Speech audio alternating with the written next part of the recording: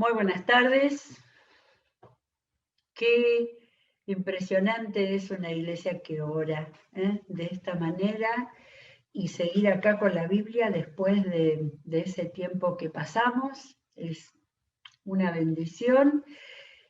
Y nos vamos a meter en la Biblia en momentos donde Dios obra de una manera tan fuerte.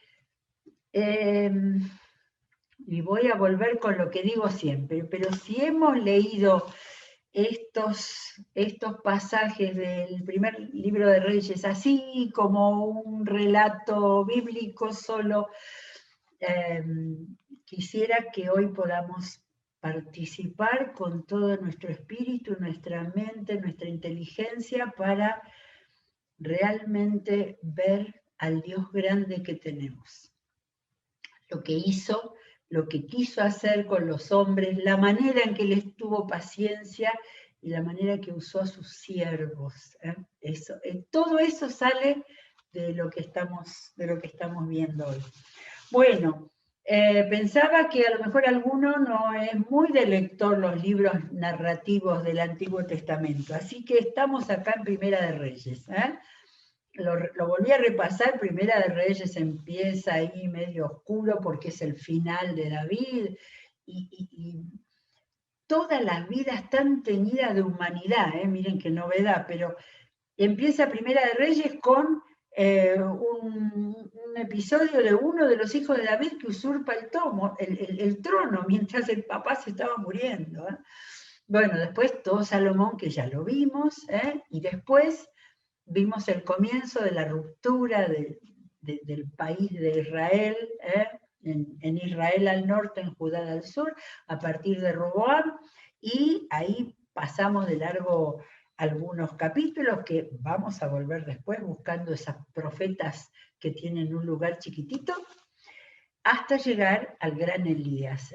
Y estamos recorriéndolo despacito, empezamos con el 17, empezamos mostrando a la obediencia, el que dice, vengo en nombre del Dios al cual sirvo, teniendo que enfrentarse con Acab a decirle que a partir de hoy no va a llover.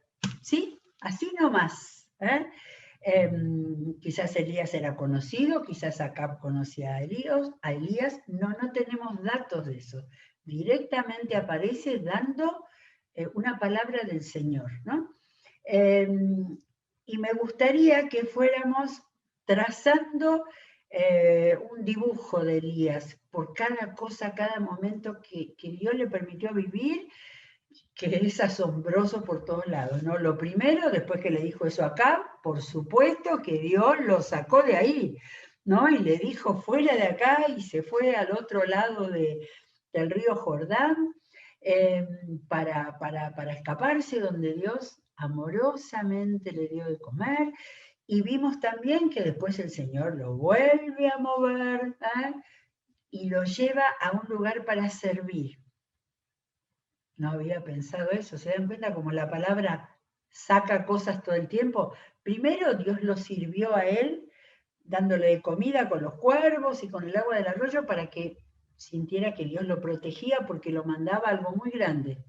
Tenía que enfrentarse al rey Acab y a la monstruosa Jezabel. Entonces primero lo acunó y lo mimó. Después lo mandó al otro lado estaba en la Cisjordania, se fue al otro lado, a Sarepta. Sarepta queda entre Tiro y Sidón. Bueno, yo espero que en algún momento nos ponga un mapa aquí, Darío, para poder mostrar esos lugares. Se fue al Mediterráneo, o sea, del otro lado del río Jordán donde estaba, cruzó todo, fue al Mediterráneo. Sarepta es una pequeñísima ciudad que no sé si vamos a encontrar un mapa que la tenga, pero sí, famosa fue porque ahí estuvo Elías, pero entre Tiro y Sidón, ¿sí? Un poco más al norte está hoy Beirut, la capital de Siria. Y ahí en Sarepta se encuentra con esa mujer que yo dije ayer, bueno, se hubiera quedado tranquilo. No, tenía una misión que hacer con esa mujer. La salvó de morir a ella y a su hijo, resucitó a su hijo cuando se enfermó y logró que esa mujer, que no era israelita, conociera al Señor, porque toda esa zona de Tiro y Sidón es fenicia, era fenicia. De manera que ya toda la vida de Elías tenía un sentido del cual él sabía perfectamente, porque cada vez que hablaba, él hablaba en nombre, decía el Dios al cual sirvo. Y se acuerdan que ayer hablamos de que literalmente dice que voy delante de él, porque esa era la frase con la que se decía, el que era el servidor del rey. Pero para nosotros más claro sería el Dios al cual sirvo. Bueno, entonces, estoy viendo hasta dónde llegamos, después que le habló a Acab, leímos lo que pasó con el otro personaje, porque hasta ahora no tenemos la reacción de Acab. Acab escuchó eso y lo que... No, me estoy equivocando porque me estoy dejando de lado a Abdías. Abdías, el administrador de Acab, es el que aparece primero, antes que llegue a hablar con el rey Acab Elías. Abdías no era el profeta Abdías ni nada, había montones de Abdías en ese tiempo, pero era el administrador del rey, al cual encontramos acá. También de Acab tenemos varias facetas tan diferentes, humano al fin. El temible rey Acab, lo único que se le ocurrió hacer para tratar de encontrar agua es decirle a su administrador Abdías, vos andate para allá y yo voy para allá, que vamos a ver si encontramos fuentes y ríos, agua para las bestias, para los animales. No dijo nada de para los seres humanos que se estaban muriendo.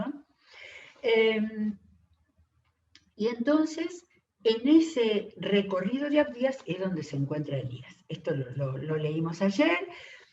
Abdías se mostró como un hombre temeroso de Dios, temeroso de Acab. ¿Sí? Ahí vio su vida partida. Tenía tanto miedo que Elías lo mandara a dar un mensaje al rey Acab y que el Espíritu de Dios te lleve. Eso sería como había pasado otras veces, y Abdías lo sabía, y a mí me va a matar acá, no, ¿sí? Qué interesante, cada humano que aparece en la palabra, nosotros, si la leemos bien, podemos encontrarnos reflejados muchas veces. Bueno, y entonces, acá está Elías frente a Acab. Vimos la manera en la cual, cuando a Acab se le ocurrió, eso estaba pensando hoy, cuando a Acab se le ocurrió, vamos a buscar uno por un lado, otro por el otro, ¿no? Le ha sido más fácil pedirle a Dios, pero es que Acab ya había entregado su alma y su espíritu a los Baales de su esposa Jezabel.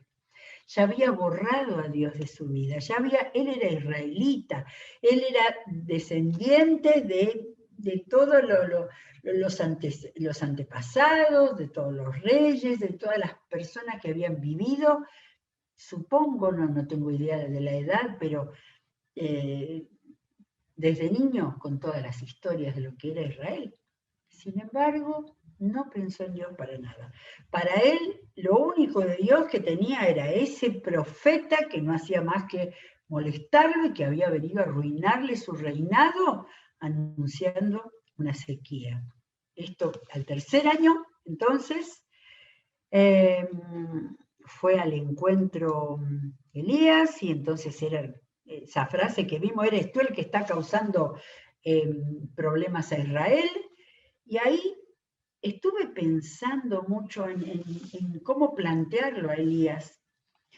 Cuando Elías le dice al rey que lo odiaba, pero al rey que de alguna manera dependía de él, porque él en nombre de Dios le había anunciado la sequía. Entonces ahora, a 3 años, estaba muerto de miedo. estaba dependiente del profeta y del Dios que el profeta servía, porque no sabía qué hacer. Lo único que se le había ocurrido era recorrer a ver si encontraba un charquito. Por eso es que Elías, por supuesto por la autoridad de Dios, pero frente a la flaqueza del rey, le dice, ahora convoca de todas partes al pueblo de Israel para que se reúna conmigo en el monte Carmelo, no sé dónde estaban en el camino, con los 450 profetas de Baal y los otros profetas de Acera. O sea, mostró que sabía perfectamente todo lo que pasaba. Entonces, acá aparece Acab. No tuvo más remedio que obedecer al profeta maldito para él. No tuvo más remedio, estaba completamente perdido. Yo no sé cómo el pueblo no había reaccionado contra él, porque estaba pasando eso y no había logrado hacer nada contra la sequía. Convocó al Monte Carmelo a todos los israelitas y a los profetas. Elías se presentó ante el pueblo. Ahí estaba el pueblo. La autoridad de Elías, hombre, que había subido a él en ese momento era impresionante. Por eso se me ocurre pensar que en la necesidad, en la sed, en el hambre o en la pandemia, los seres humanos pueden estar más dispuestos a acercarse a Dios y antes de eso a reconocer a Dios. Y entonces Elías, hasta acá leímos ayer, pero creo que valía la pena engarzarlo con lo que sigue. Elías agarra al pueblo y le dice, ¿hasta cuándo van a seguir indecisos? Si el Dios verdadero es el Señor, deben seguirlo, pero si es Baal, síganlo a él. Y ese tema era más importante que la sequía y el hambre que tenía. Y esta línea, el pueblo no dijo una sola palabra. Ni para defenderse, ni para clamar, ni para decir sí, queremos nada. Mudos, estáticos. Entonces Elías añadió, yo soy el único que ha quedado de los profetas del Señor. No era el único, porque después vamos a ver profetas, pero era el único que hacía un ministerio público, por eso era conocido por todos. Soy el único, en cambio Baal cuenta con 450 profetas. Tráiganos 2 bueyes. Ahí, esa idea que me había... Era un provocador, estaba provocando al rey y al pueblo y a todos los que se habían hecho baalistas y nadie podía ni reaccionar. Pero él tenía la autoridad de Dios en él. Tráiganos 2 bueyes. Todas las veces que vimos los cuentitos de este relato, olvidémoslo, como si fuera la primera vez que lo vamos a escuchar. Porque acá tenemos que meternos nosotros en este momento. Tráiganos 2 bueyes, que escojan ellos uno y lo descuarticen y pongan los pedazos sobre la leña, pero sin prenderle fuego.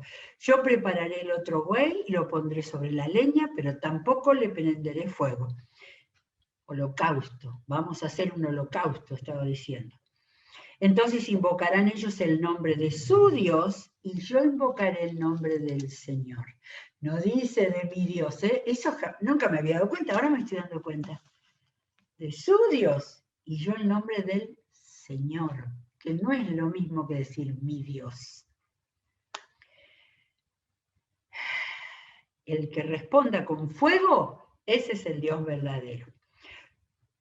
Y otra vez una línea del pueblo, y todo el pueblo estuvo de acuerdo. Acab, así, muerto de miedo. ¿Dónde estaba Acab? Un costadito, estaría mirando a ver qué iba a hacer este tipo, qué iba a pasar. Creo que tendría miedo, porque él debía conocer al Dios de Israel de los ejércitos. Y del pueblo, y todo el pueblo estuvo de acuerdo. Yo me los imagino haciendo así como ovejitas, sin ningún tipo de definición de nada. Los profetas de Baal tomaron el buey que les dieron y lo prepararon e invocaron el nombre de su Dios, acá en mi Biblia, Dios dice con minúscula, desde la mañana hasta el mediodía. Baal responde, no gritaban, mientras daban brincos alrededor del altar que habían hecho. Imagina la miseria. Pero no se escuchó nada, pues nadie respondió. Los cronistas que escribieron esto creo que se regocijaron de este momento. Al mediodía, Elías comenzó a burlarse de ellos. Casi que estaba desafiante, provocador.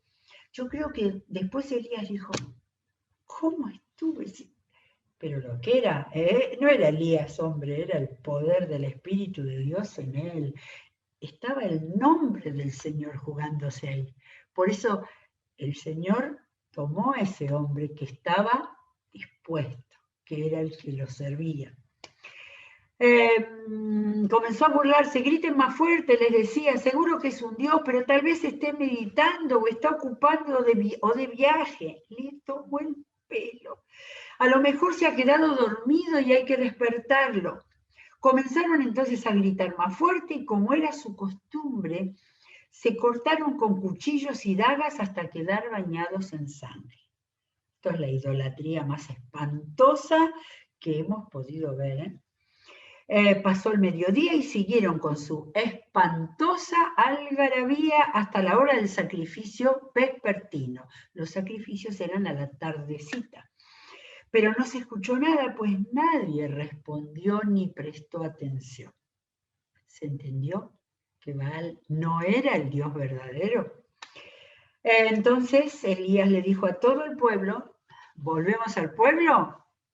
Acérquense. Así lo hicieron. Seguían las ovejitas, Todavía no había pasado nada. Lo único que hacían, espantados, expectantes o, no sé, asombrados, no sé, se acercaron. Como el altar del Señor estaba en ruinas, Elías lo reparó. Todo estaba. Elías estaba, como se dice ahora esa palabra, empoderado hasta el máximo. Luego recogió 12 piedras, una por cada tribu descendiente de Jacob, a quien el Señor le había puesto por nombre Israel. Miren el cronista relatando eso, había 10 tribus ahí representadas. Con las piedras construyó un altar en honor del Señor. Y alrededor cavó una zanja en que cabían 15 litros de cereal. Colocó la leña, descuartizó al buey, puso los pedazos sobre la leña y dijo, llenen de agua 4 cántaros y vacíenlos sobre el holocausto y la leña. Luego dijo, vuelvan a hacerlo.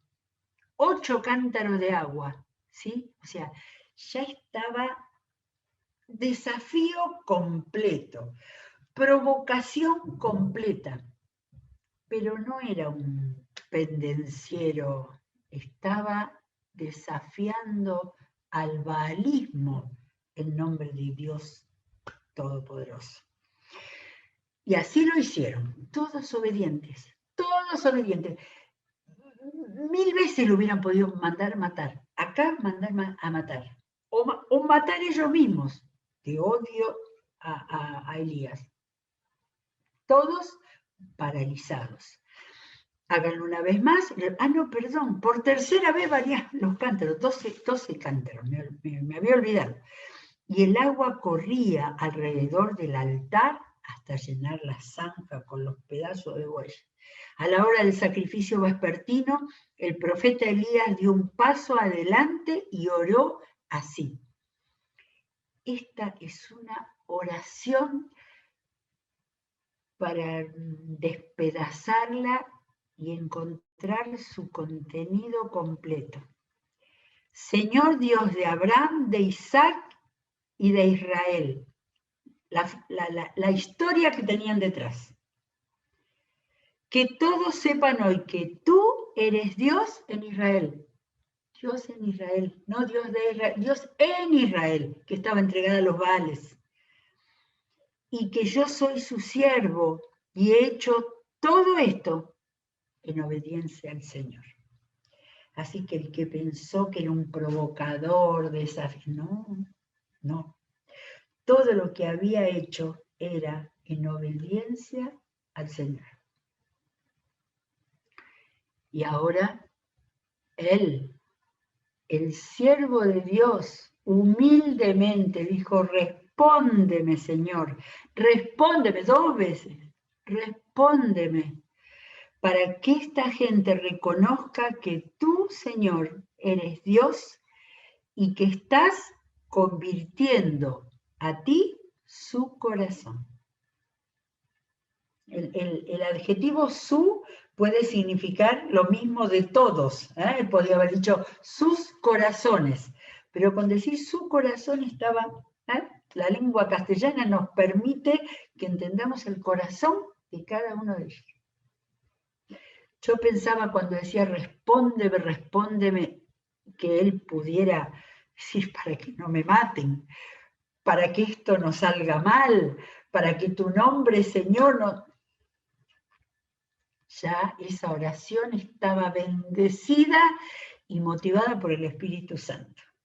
Era para que te conozcan y para que, Señor, vos, nosotros sabemos que el Espíritu Santo es el que hace convertir a una persona. Y para que, y que estás, que tú eres Dios, que entiendan, que comprendan y que estás convirtiendo a ti, Señor, su corazón. Qué fantástica esta oración tremenda de Elías. En ese momento, capítulo 18, versículo 38 de Primera de Reyes, cayó el fuego del Señor, no fuego del cielo, casi leo del cielo, no, el fuego del Señor y quemó el holocausto, la leña, las piedras y el suelo y hasta lamió el agua de la zanja. Yo no sé si el cronista estuvo ahí o se lo contaron, esto quedó en la historia del pueblo de Dios, para la meticulosidad con la que cuenta lo que fue ese fuego. Cuando todo el pueblo vio esto, reaccionó el pueblo, se postró y exclamó, el Señor es Dios, el Dios verdadero. Maravilloso. Y Elías reaccionó, no se acabó acá, podía haber seguido, todos se fueron compungidos de corazón, no, acá el pueblo tuvo que reaccionar porque evidentemente ahí hubo demostración del poder de Dios, fuego del Espíritu Santo para que se convirtiera en el Señor, pero juicio de Dios, ahí hubo juicio de Dios.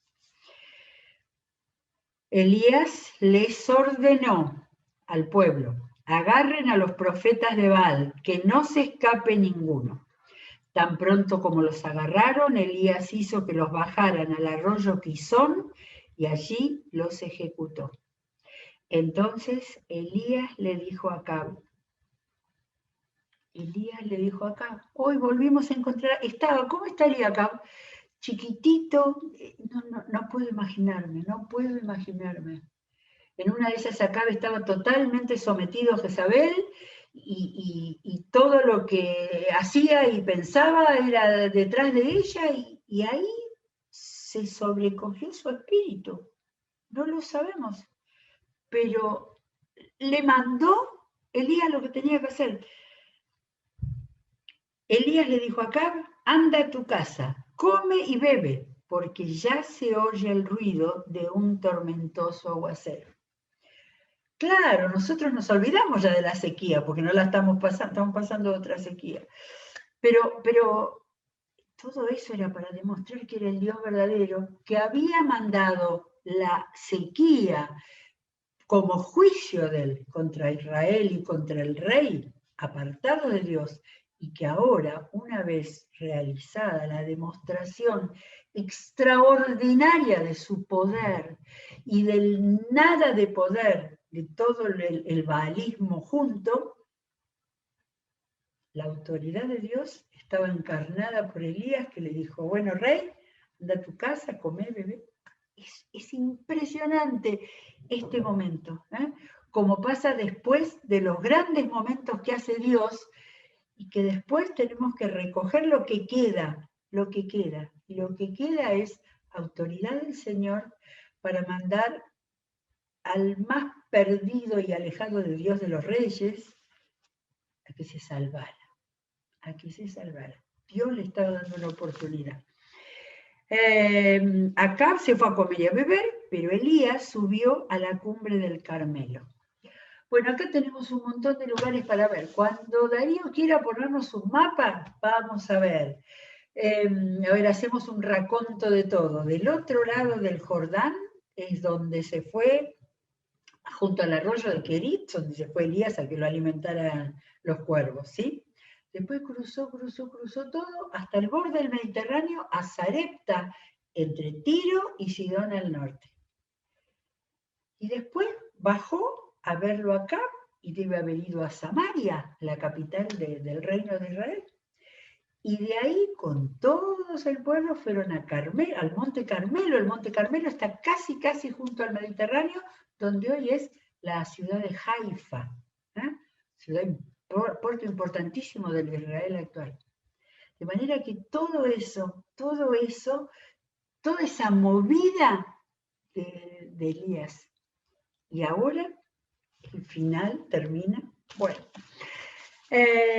fue con su criado. No, falta, me estaba tragando el versículo 42. Acab se fue, pero Elías subió a la cumbre del Monte Carmelo. Ay, no averigüé cuántos metros tiene el Monte Carmelo. Mañana lo vemos. Se inclinó hasta el suelo y puso el rostro entre las rodillas, porque yo creo que ahí se desplomó ese espíritu que le había hecho ser el hombre más valiente del mundo para enfrentar a todo eso. Puso su rostro entre las rodillas. Ve y mira hacia el mar, le ordenó a su criado, porque le creyó a Dios, sabía que venía la lluvia. El criado fue y miró y dijo, no se ve nada. 7 veces le ordenó Elías que fuera a ver, y la 7ª el criado le informó. Ellos no tenían cábalas, no eran cábalas, era la convicción y toda la formación que tenían de los números perfectos. A la 7ª vez el criado le informó, desde el mar viene subiendo una nube, es tan pequeño como una mano. Entonces Elías le ordenó, ve y dile a Acab, bueno, engancha el carro y vete antes de que la lluvia te detenga. Las nubes fueron oscureciendo el cielo, luego se levantó el viento y se desató una fuerte lluvia. Pero Acab se fue en su carro hacia Jezreel. Estaba al norte de Samaria, no llegó a Samaria. Jezreel no sé si era su casa de verano, de invierno, no lo sé. Entonces el poder del Señor vino sobre Elías. ¿No estaba antes? Todo el tiempo estuvo, pero fíjense para qué. El poder de Dios vino sobre Elías, quien ajustándose el manto con el cinturón, echó a correr y llegó a Jezreel antes que Acab. El Espíritu del Señor, el poder, dice acá, del Señor vino para Elías, para que se transformara en el maratonista más importante del Antiguo Testamento, digamos, no lo sé. Le dio capacidad de corredor para que caminando pudiera pasar al carro de Acab. Y Acab no se convirtió. Hay gente que no sé qué espera de Dios para convertirse, porque realmente había visto uno de los espectáculos más impresionantes que Dios quiso hacer para que todo ese pueblo creyera. Mañana seguimos, terminamos el capítulo 19, mañana seguimos porque vienen más cosas todavía, y mañana vamos a ver al hombre Elías, después de esto, cómo quedó. Gracias a Dios, que nos llene de fe en este tiempo, en lo que estamos viviendo, que nos llene de fe esta experiencia, sabiendo el poder, el amor, la paciencia de Dios, que la tenemos igualmente hoy. Que Dios los bendiga, nos encontramos mañana.